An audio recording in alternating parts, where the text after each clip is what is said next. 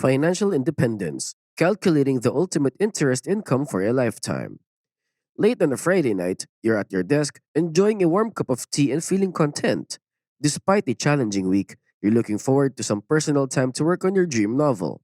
Just as you're about to start, your phone rings and the wave of inspiration is interrupted. You answer, feeling a bit uneasy. It's your boss calling with urgent work for the company. You can't decline, so you agree to take on the task, trying to hide your discomfort. You reassure your boss that he can count on you, but as the call ends, you're left with the sense that something isn't quite right in your life. The same problems persist, and it feels like the same old story.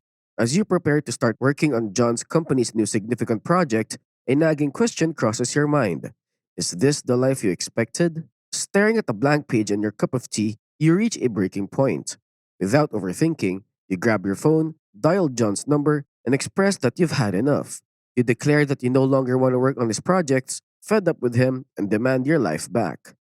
After a prolonged silence, John reveals it was a test, expressing satisfaction with your reaction.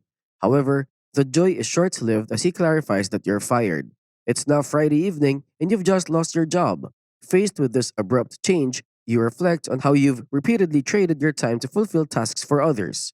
This situation aligns with what Robert Kiyosaki, the author of Rich Dad Poor Dad, would label as the rat race, an endless cycle of earning money only to spend it in order to sustain the cycle. It becomes a loop, preventing you from truly pursuing what you want in life. While losing your job isn't an ideal starting point, don't worry. We're here to address that.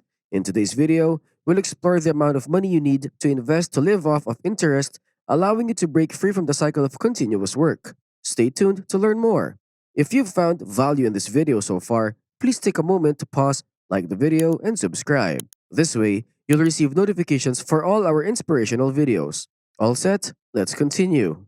Having just lost your job, the most reasonable step is turning to the internet for guidance.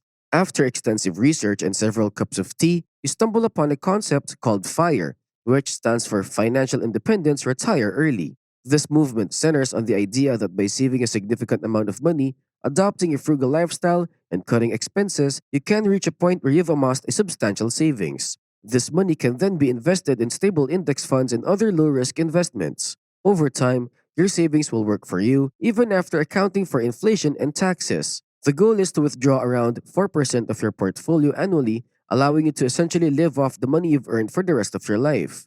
This state of financial independence is aptly termed financial freedom, where you no longer have to work for a living. While achieving financial freedom is a highly personal concept, it essentially means that your passive incomes are either equal to or greater than your expenses. It empowers you to live life on your terms by choosing your lifestyle while responsibly managing your finances. Essentially, handling your incomes and outcomes smartly. To start, calculate your yearly expenses. On this Friday night, having just lost your job, let's consider an average yearly spending of $70,000. This reflects a societal norm where being in debt and flaunting expensive cars and possessions is common. The essence of the FIRE movement is adopting a frugal lifestyle, cutting out unnecessary expenses. This might involve selling your car and opting for the most affordable option, focusing on functionality rather than luxury. You can also change your living situation to the cheapest apartment in the most affordable location. Many FIRE participants find roommates to share expenses. Furthermore, a significant portion of expenses goes to the grocery store, more than 35% on first needs. While you don't have to starve, consider cutting these expenses to around 20%. You can buy cost effective yet healthy food alternatives, benefiting both your wallet and your health. Making such adjustments allows you to live with less financial strain and bring you closer to the goal of financial freedom. The essence of this approach lies in achieving a specific budget to implement the strategy successfully. Saving as much money as possible and cutting expenses is the fastest way to reach this financial benchmark. Consider this. If your current annual expenses are $70,000 and through mindful living, you realize you can comfortably live on $40,000 per year, this becomes your new target. Now, multiply this yearly target by 30. In this case, for annual expenses of $40,000, you'll need $1.2 million. While this might seem like a substantial sum, it's important to note that this is a long term goal that the average person typically accumulates over decades. The interesting part is that for every reduction in your annual expenses, the required savings decrease significantly. For instance, if you can lower your annual expenses to $35,000, you'd only need $1,050,000. If you aim for $30,000, the required savings drop to $900,000. Further reductions follow the same pattern, such as $600,000 for $20,000 a year. The key takeaway is that for every $100 reduction in monthly spending, it decreases the overall savings requirement by $36,000. While the final amount may seem challenging to achieve, it's equally important to consider that lowering your annual expenses is a crucial aspect of this strategy and is indeed feasible with conscious financial planning and lifestyle adjustments. Have you heard about Jose Mujica? He's an old man who lives on a farm in Uruguay with his wife and a three-legged dog named Manuela. He enjoys spending time in his garden and fixing old tractors. Even though he lives on less than $1,000 per month, or around $10,000 a year, there's something unique about him. Between 2010 and 2015, he was the president of Uruguay, known as the world's poorest president. Instead of living in the fancy presidential palace, he chose to stay on his farm with his wife and dog, Manuela. He once said, "I am not the poor president. Poor people are those who don't have enough of anything, trapped in a never ending cycle. I'm not poor because I chose this life." It's possible to cut your costs and still live happily. But what's next after you've worked hard and saved enough? The plan is to invest passively in the stock market. Choosing low risk investments ensures you make money through interest without actively doing anything. Consider investing in the stock market and pick companies that pay high dividends. Dividends are profits that companies share with the people who own their stocks. This is attractive to investors because it's a way for companies to show they're doing well. More investors mean more money for the company, and giving money to investors is seen as a sign of a strong company. As a result, the company's stock price goes up over time.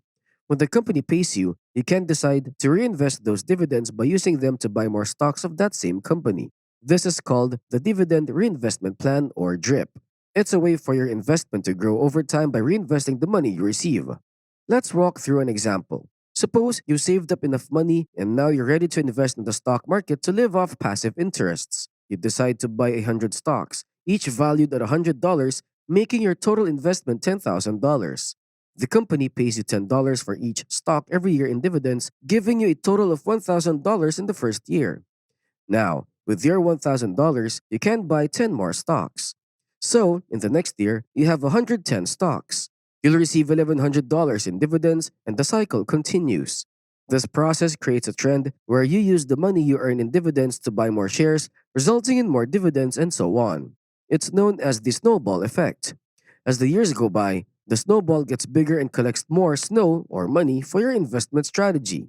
In line with your investment strategy, we've mentioned that you can withdraw 4% from your portfolio each year, ensuring you have enough money to cover your expenses. If you're using a dividend strategy, you might need to withdraw a bit less because taking too much from the snowball can slow down its growth. Many successful FIRE practitioners mention living comfortably with withdrawals even below 4% in some years. Another strategy is investing in index funds, which offer diversified exposure to the stock market, replicating major market trends like the S&P 500 and the Nasdaq. These funds are cheaper and safer to invest in, and they were among Warren Buffett's favorite investments. Contrary to the belief that financial independence is like winning the lottery and forgetting about money, it's more like walking on a treadmill. If you take a break, you'll fall behind because the financial treadmill doesn't stop for you. Money needs attention and management to combat expenses and inflation, or your savings might dwindle. Remember, money isn't everything. It's a tool to master and use to your advantage. Achieving financial independence is a practical way to step out of the rat race. As Robert Kiyosaki would say, it's not about working for money. It's about finding ways to make money work for you. Thanks for watching and have a great day. See you in the next one.